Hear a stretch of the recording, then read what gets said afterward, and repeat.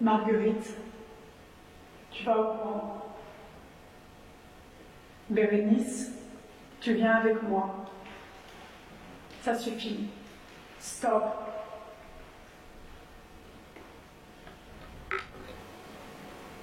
Et je me souviens, je suis restée des heures à regarder une armoire, parce que le coin c'était une armoire, mais c'est une armoire qui sépare deux pièces.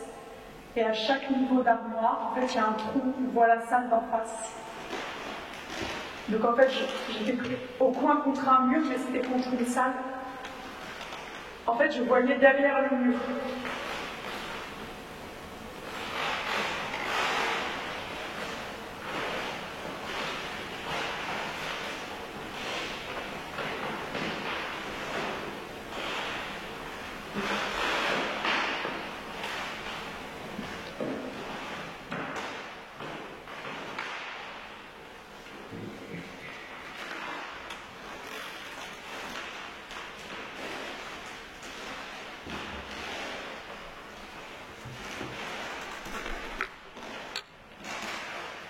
Et on s'en est jamais parlé.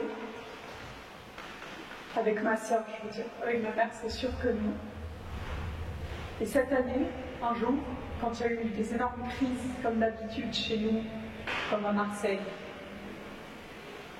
et qu'on est rentré en pleurs des vacances de Noël, on discutait sur chacun, sur chaque membre de la famille jusqu'à arriver à nous. Et on s'est regardés, elle et moi, et je lui ai dit, est-ce que tu te souviens quand je t'ai appris à se toucher? Et elle m'a dit, oui.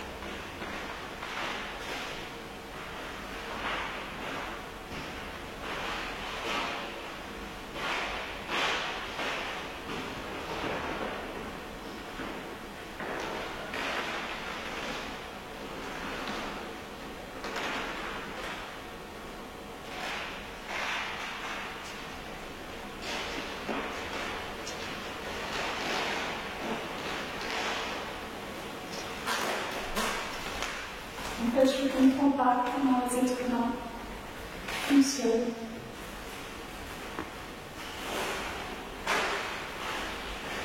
En fait, je suis constamment confrontée à une violence que je n'accepte pas. Et c'est quelque chose que je ne veux pas.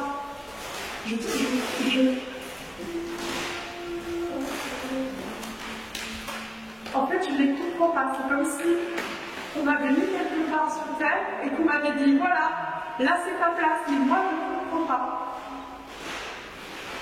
Je ne comprends pas les gens à chaque fois, j'essaye.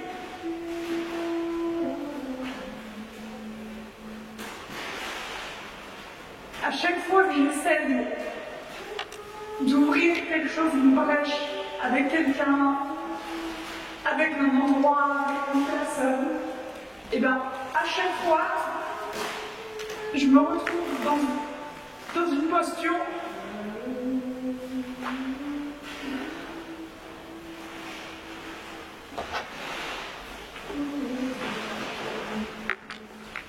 et en fait c'est moi que je peux plus supporter, c'est pas les autres.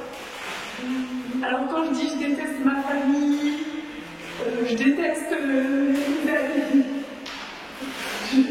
je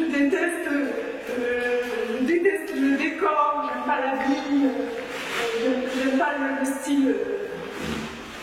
En fait, c'est moi qui peux plus supporter. Je ne peux plus supporter ma voix. Je ne peux plus supporter ma voix. Je ne peux plus supporter de m'entendre. Je ne supporte plus ma voix. Elle est dans une prison.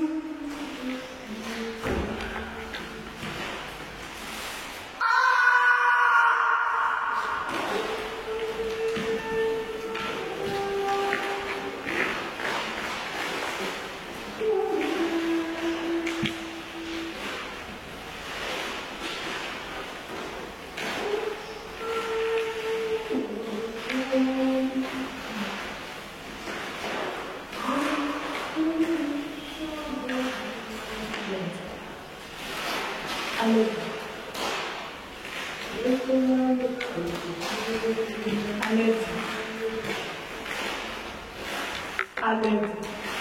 Voilà. Non.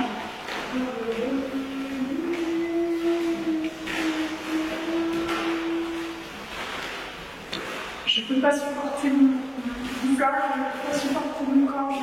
Le soir, il est 10 de soirée. Je rentre. Soit je me mets dans le lit les yeux fermés, soit je me regarde dans la glace et je regarde les jambes, ce ne sont pas mes jambes, le ventre, ce n'est pas mon ventre, les fesses, ce ne sont pas mes fesses, les seins, ce ne sont pas mes seins, le cou, ce n'est pas mon cou, les yeux, ce ne sont pas mes yeux, ce profil, c'est d'accord, ce profil, c'est pas d'accord, les cheveux, ils poussent depuis des siècles et ils n'arrivent jamais jusqu'aux fesses, les fesses, ce ne sont pas mes fesses.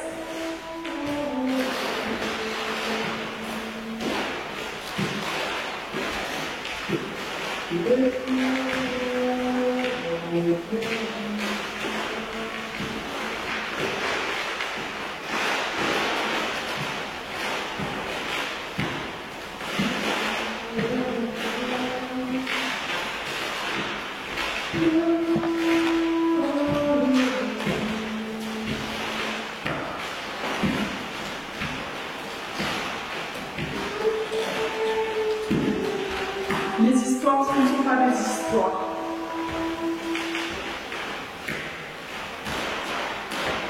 Les envies, ce ne sont pas des envies.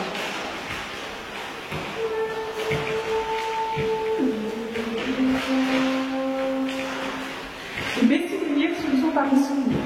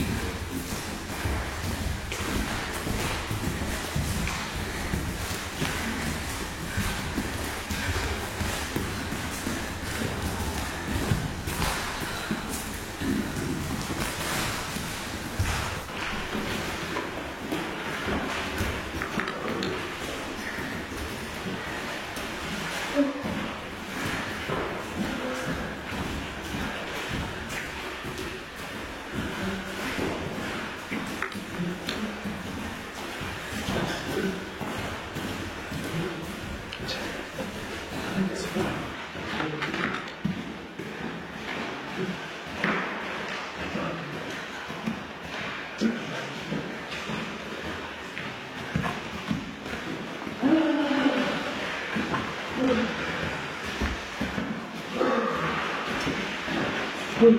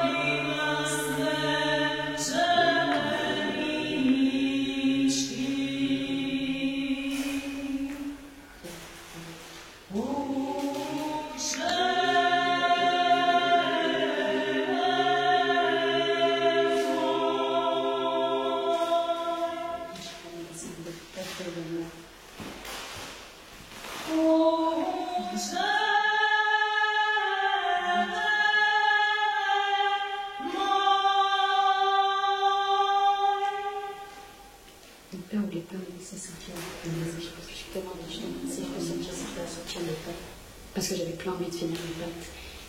Et petit à petit, ma fille me dit, tu peux sortir de table.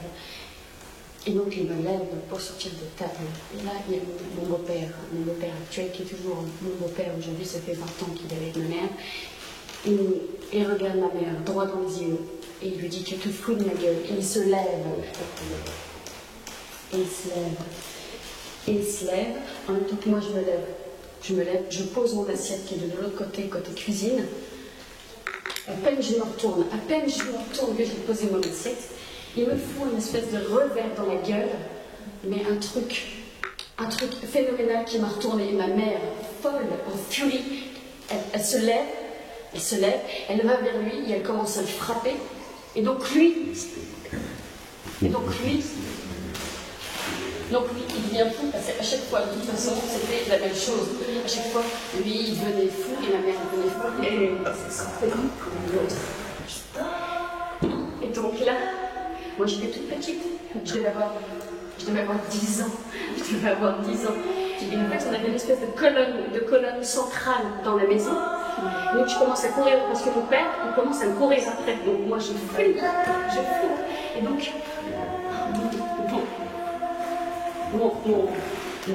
du coup, mon beau-père, il commence à courir.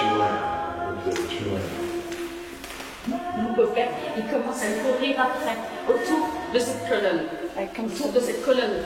Ouais. Il me court après. Et donc je cours. Et ma mère, c'est drôle, ma mère, elle court derrière mon beau-père me court derrière moi. Try to discover this line. Moi, mon beau-père me poursuit et ma mère poursuit mon beau-père. Donc on tourne autour de la colonne. Et à ce moment-là,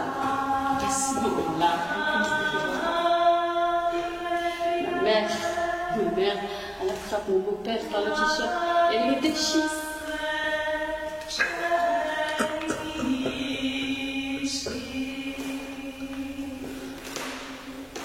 Elle déchire tellement le t-shirt que je le déchire comme ça avec cette fille, tellement il était énervé, tu vois. Il continue de courir après. Il court. Et ma mère, du coup, elle a pris mon t-shirt dans les mains et mon beau-père, il est contre moi. Donc moi, je me déréfugie sur le canapé qui était dans, et du côté, je me mets dans le boule comme ça sur le canapé. Et mon beau-père, il arrive, et bam. Il me roule de coups comme ça, tu vois.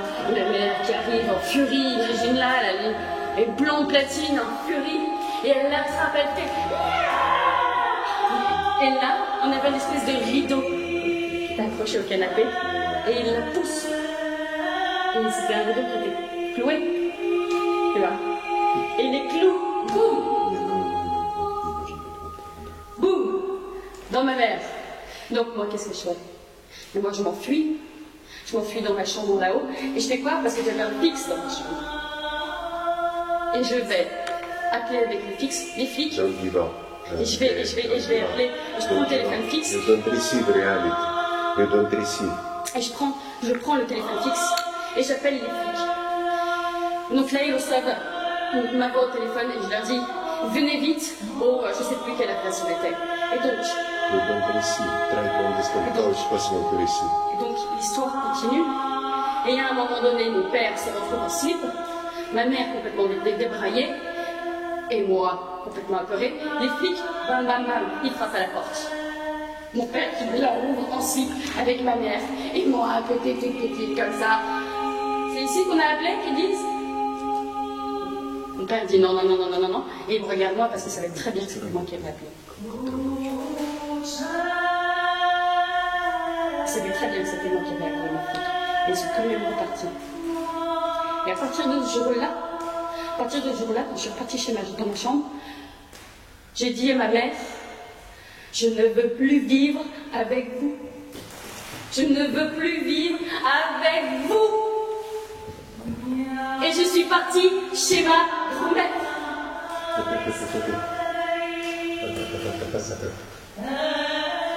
Try to understand how it's possible to receive reality. How it's possible? Which way? In which way? Between two actors. How it's possible to receive reality? Yeah. Attack. In different way.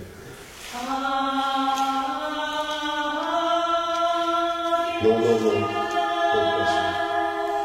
Not possible. Only by self. Don't direct anyone. Only by self. Only and then you open yourself to the table.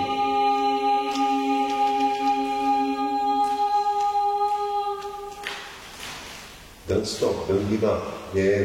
Don't give up.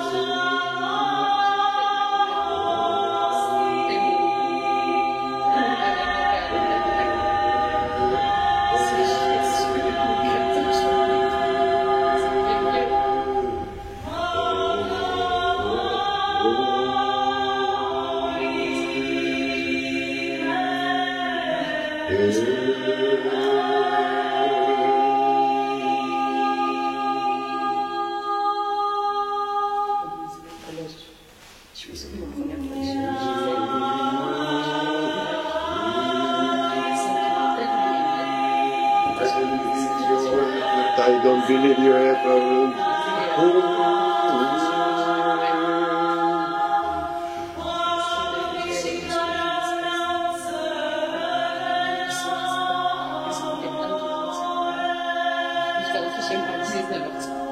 Et ma grand-mère qui me cherchait partout dans les cités des sapins, ça s'appelle Regarde-moi. Elle me cherchait partout. Elle m'a vu arriver toute petite fille de la France. Elle m'a prise, tu vois, elle m'a mise, elle m'a foutu une fessée.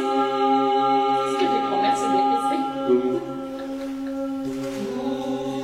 Elle m'a foutu une fessée.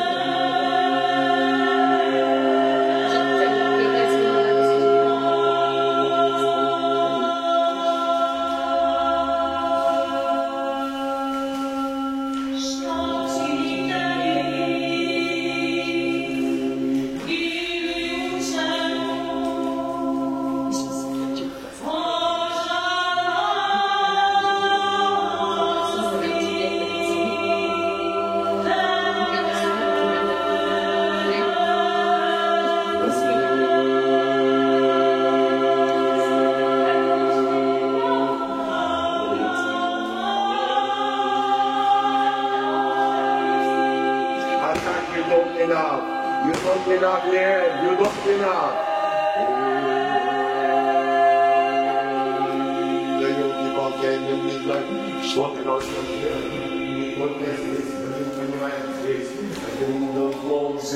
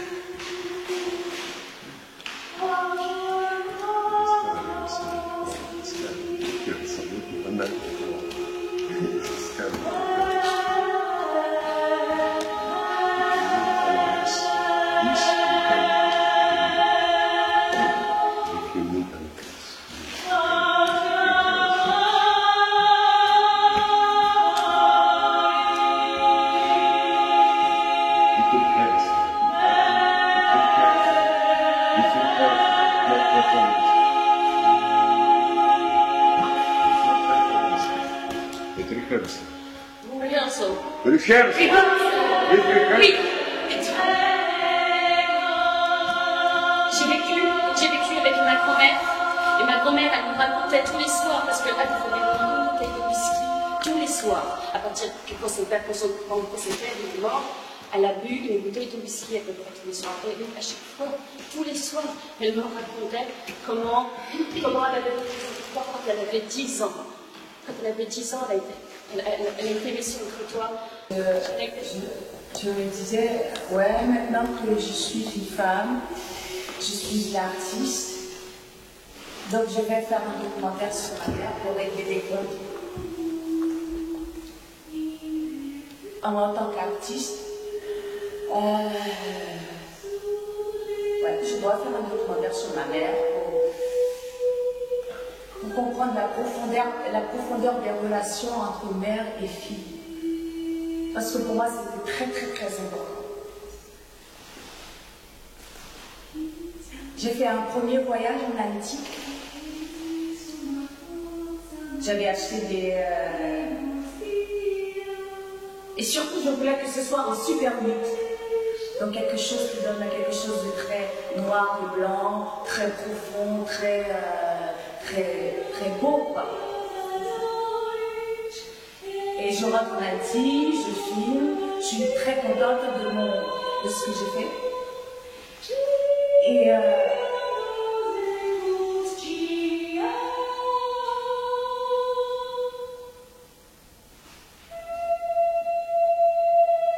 puis j'ai refait un deuxième voyage.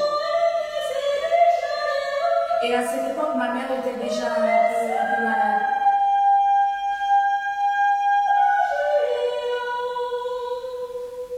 J'arrive. Et je me souviens de ce moment où je rentre dans la maison, mais c'est des petites maisons en Haïti. Et ma mère était allongée sur un lit d'une place. Et puis je m'allonge. Elle est un peu penchée une fusil. Elle est derrière et moi devant. Et elle était en train de... Comme elle voyait déjà pas trop bien, elle était en train... Elle me touche comme si elle voulait c'est comme si c'était un territoire qu'elle connaissait et qu'elle voulait être sûre que ce corps-là, c'est encore le corps de sa fille. C'est un peu comme les animaux. Quand les animaux, je sais pas, comme un chien, comme quand les chiens, ou je sais pas si c'est les singes, quand les singes, ils nettoient, ils enlèvent les coups sur leurs enfants.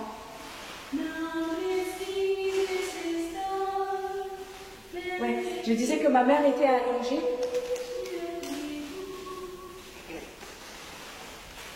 Et moi, j'étais allongée, comme si je redevenais une enfant.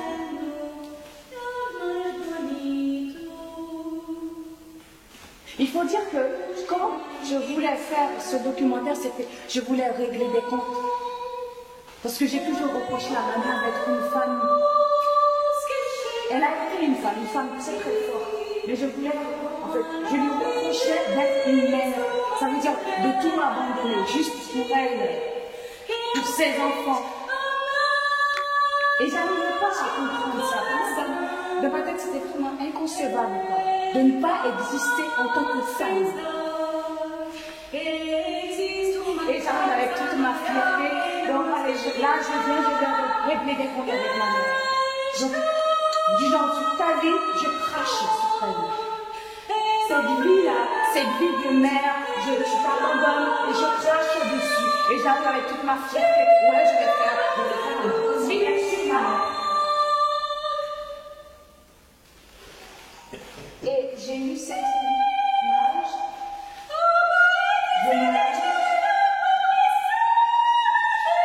Je m'allonge comme ça. Et elle est derrière moi. Et elle me touche. Elle avait cette capacité de... Quand elle me touche, c'est comme si elle voulait être sûre que tout est là, que c'est encore le corps de sa fille. C'est même les petits grains de beauté, elle avait vraiment ce truc.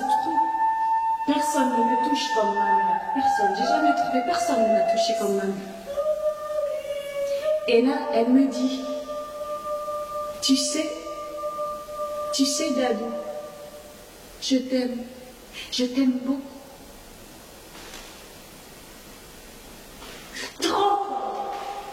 30 ans, j'ai attendu ça.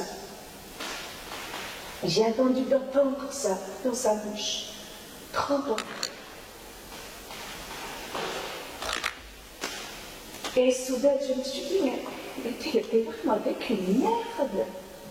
Comment oses-tu remettre 30 ans d'existence en question? Comment oses-tu? Ah, toi tu es ma mère, t'es une merde. T'avais pas le droit de vivre comme ça. Pendant longtemps, j'ai dit, j'aurais préféré que ma mère soit une pute. Qu'elle m'abandonne. Parce que je voulais pas, j'arrivais pas à accepter ce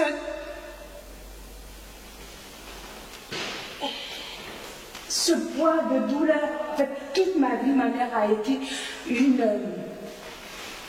un bloc de douleur. Et je crois que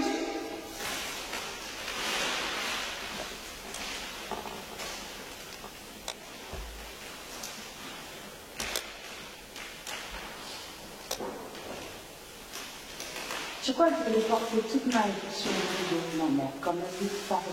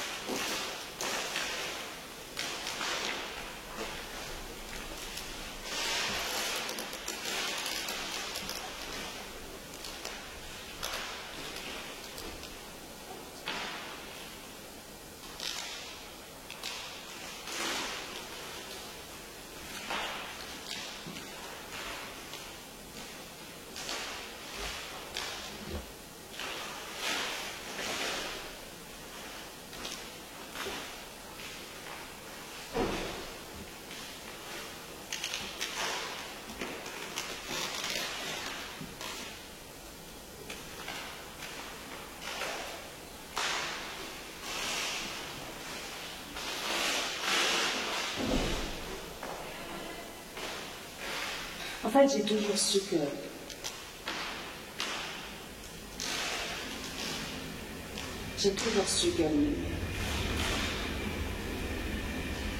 je ne sais pas quelle prétention.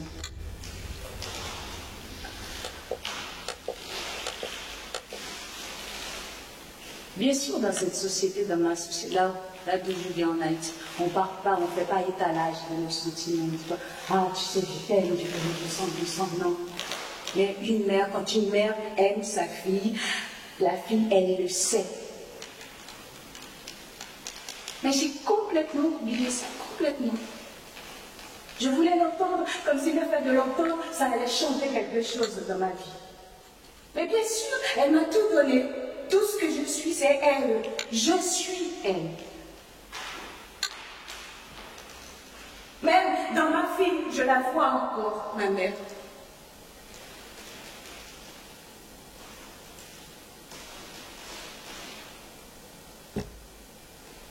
Comment est-ce qu'on peut oser une femme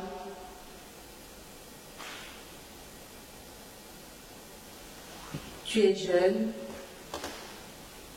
tu tombes enceinte, tu fais un enfant, tu lui donnes ton sang, tu lui donnes ton eau, même après tu allais, c'est encore toi que tu donnes. Tu donnes la vie, tu donnes l'éducation, tu essaies d'en faire quelqu'un de bien parce que tous les parents espèrent que leurs enfants soient des gens bien, qu'ils réussissent, en fait qu'ils soient heureux. C'est tout ce qu'une mère demande.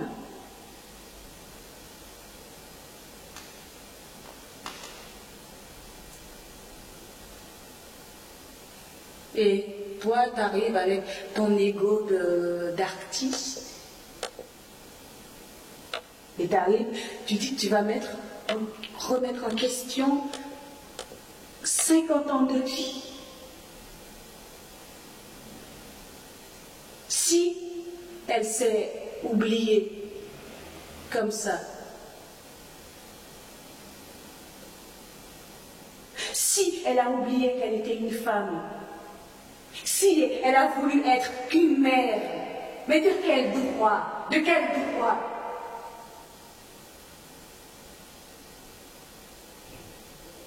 J'ai fait beaucoup d'erreurs. Beaucoup d'erreurs.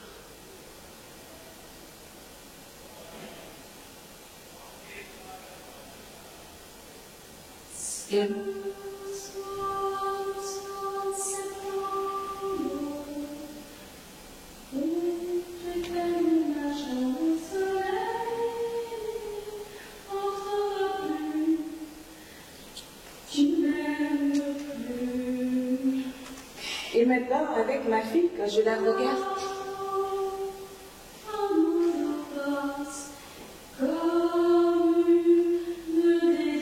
et je suis complètement terrifiée. Je me dis, si ça se trouve, dans 16 ans, ma fille, elle me dit, mais t'es qu'une conne. Qu'est-ce que t'as fait? T'as rien fait. T'es qu'une conne. Ou t'es, comme on aime dire, ah, t'es has-been. Et je me revois, moi, dans les yeux de ma mère, et moi, dans les yeux de ma fille. Et pourquoi on est tout le temps séparés, fragmentés? On doit faire le lien, on doit faire tout, on doit prendre la responsabilité des hommes, des hommes.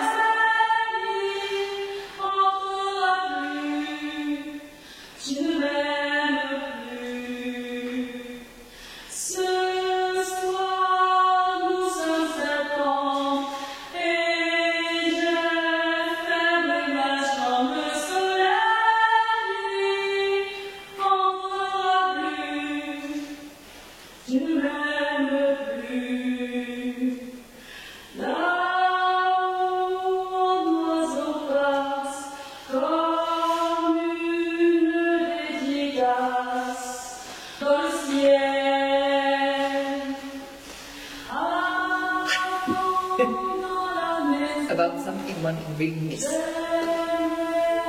the last days when I sleep, I wake up in the middle of the night, and what wakes me up is this whole mute, horrible space that I feel inside of me, in the center of my body.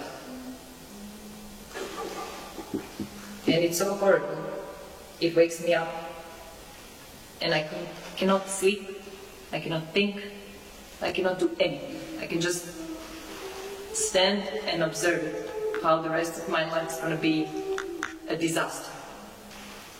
How everything is already late, it's gone, finished, done.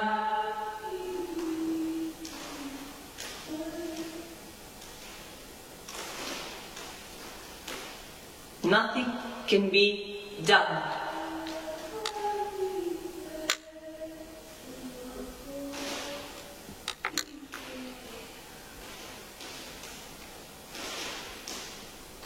And then I asked myself, where from is this coming? When was the first time that I got this feeling? Since when does it live inside of me? And I think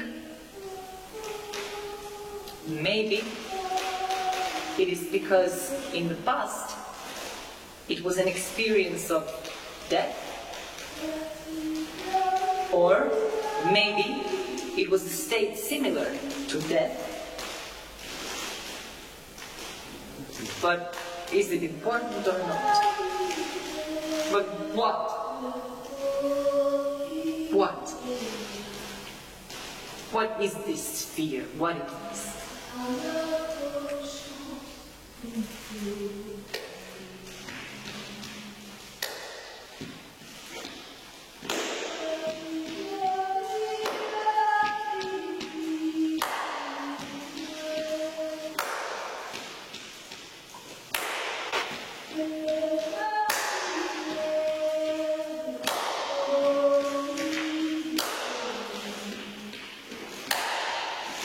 What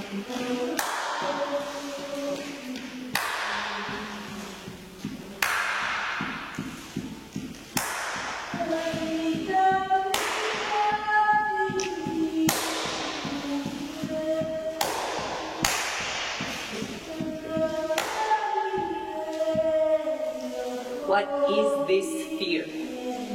I ask myself, what? What? Why is this fear so demonized that I cannot even come close to it? Why? I ask myself. Why? Why, Adriana? Why?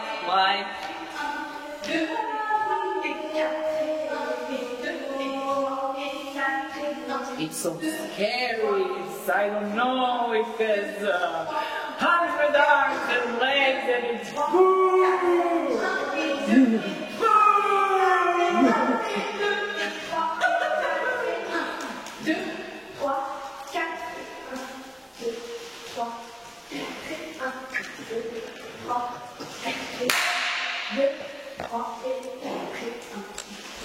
sit and look. Look at it!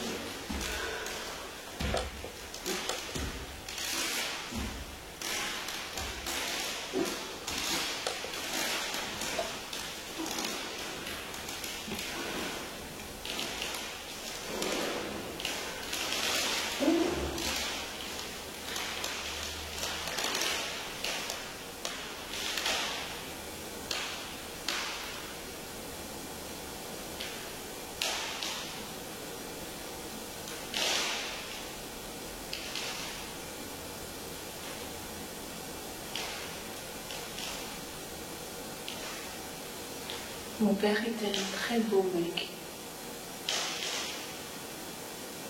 très élégant.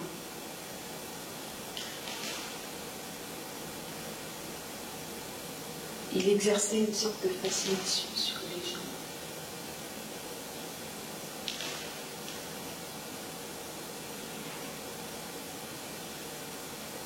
Il était plus âgé de ma mère de 35 ans. Et ma mère était sa quatrième femme.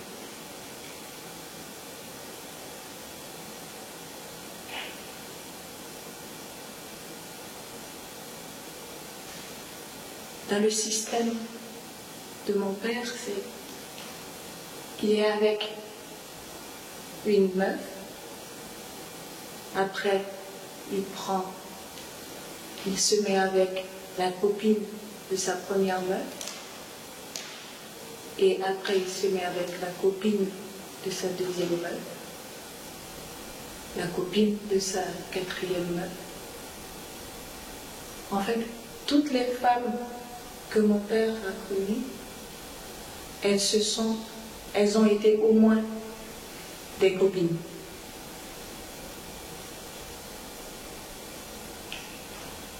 Maintenant, j'y pense.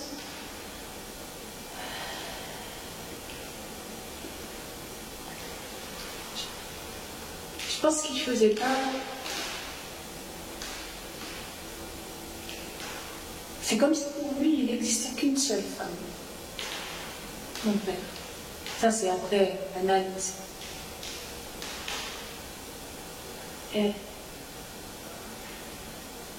ce qui était bien avec cet homme,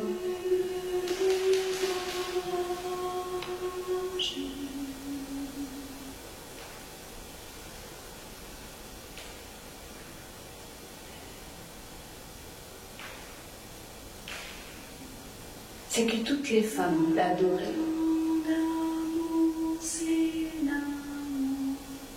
Et pour lui, toutes ses filles, c'était des reines. Il ne touchait jamais ses filles.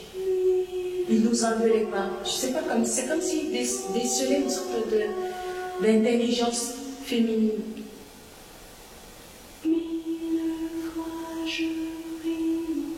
Mais c'était vraiment un homme terrible. Il ne se mettait pas souvent en colère, mais quand il était en colère, il était vraiment en colère. Il ne fallait pas être dans les mariages.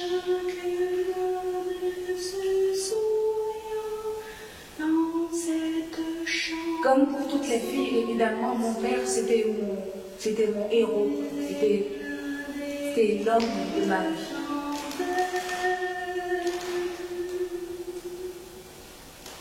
Et les rares moments que j'ai eus avec,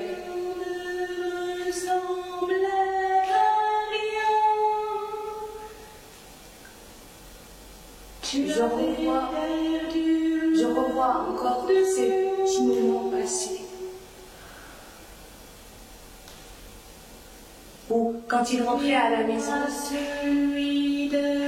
ma mère était dans la cuisine en train de faire je sais pas quoi. Et moi,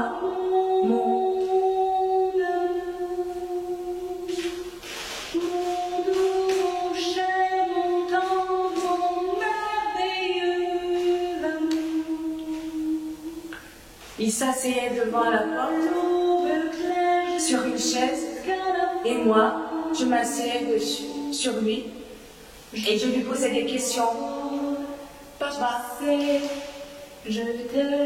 quoi les nuages? Et après les nuages, il y a quoi? Et après le soleil, et après les étoiles, et après. Et lui, il était d'une patience. Moi, tes envoûtements,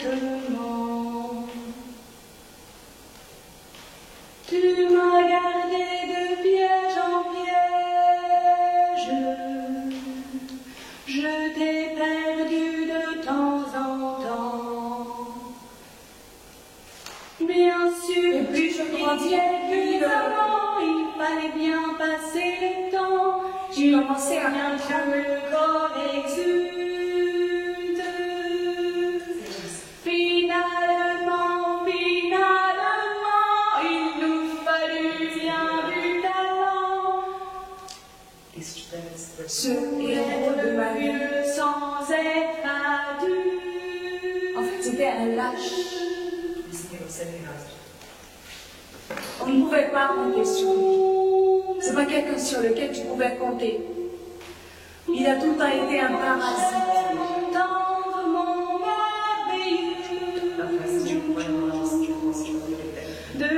Il avait la bonne place. Il a toujours eu la bonne place, mon père. Tu sais, je t'aime.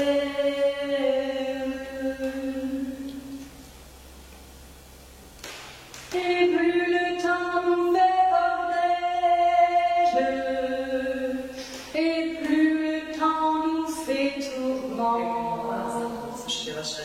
Mais n'est-ce pas le pire piège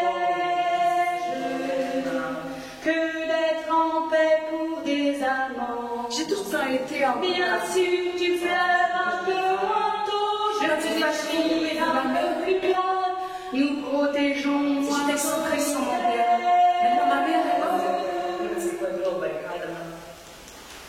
Plus rien ne ressemble à la. Tu avais perdu et moi celui de la tristesse.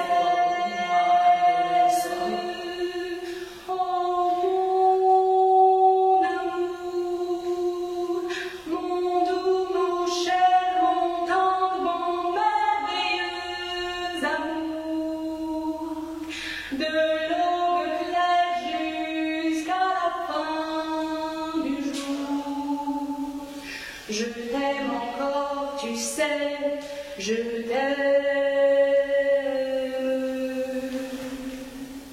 Je connais tous tes sortilèges, tu connais les envoûtements. Tu m'as gardé de piège en piège, je t'ai perdu de temps en temps.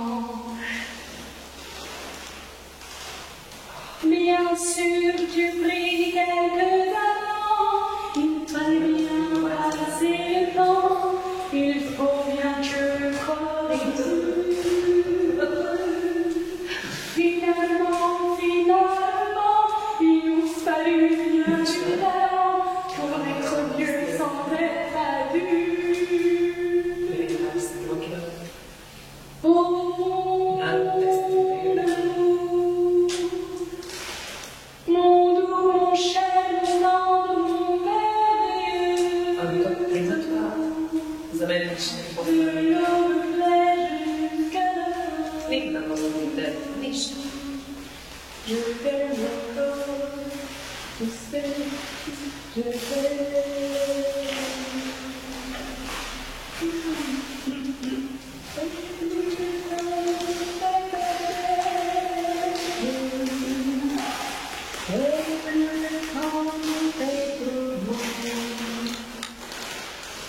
mais c'est pas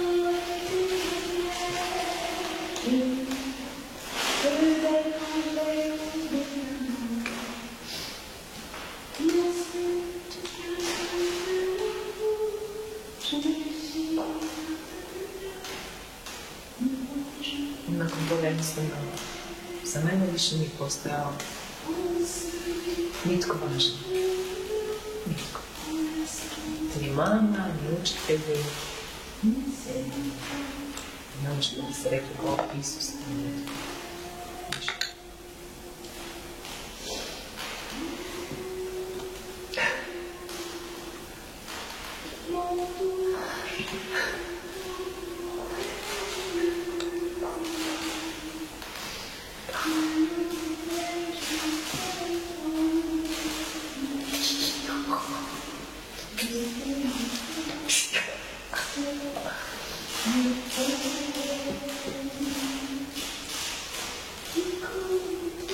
Zapravo, kad pogledam,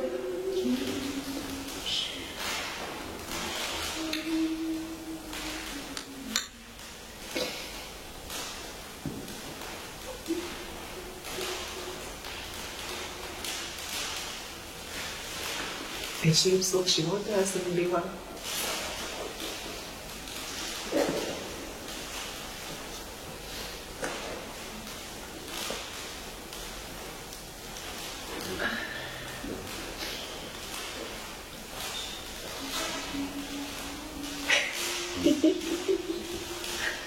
sama.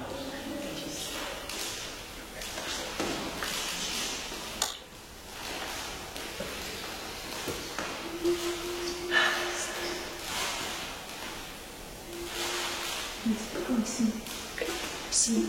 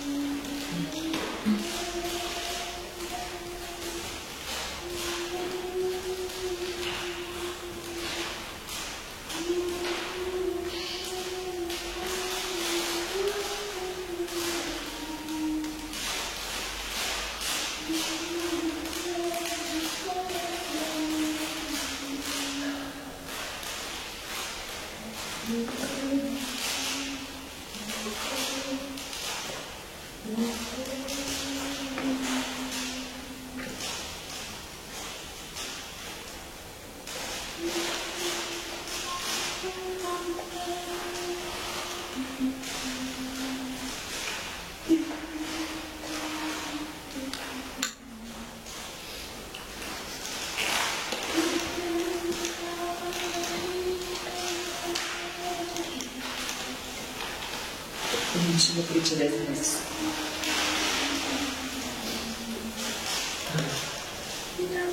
Vedi kad sam imala 3 godine, priuče.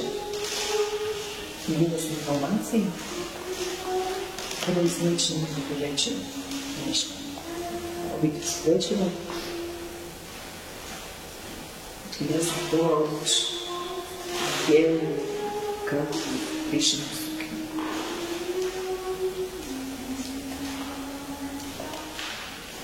Ali mačka i otac su nekako planirali da ja sam drugom.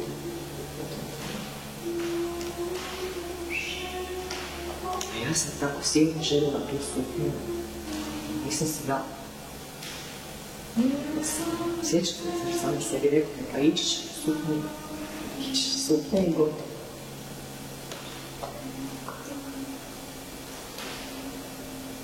I na jednom večeru na kraju nisam otišla.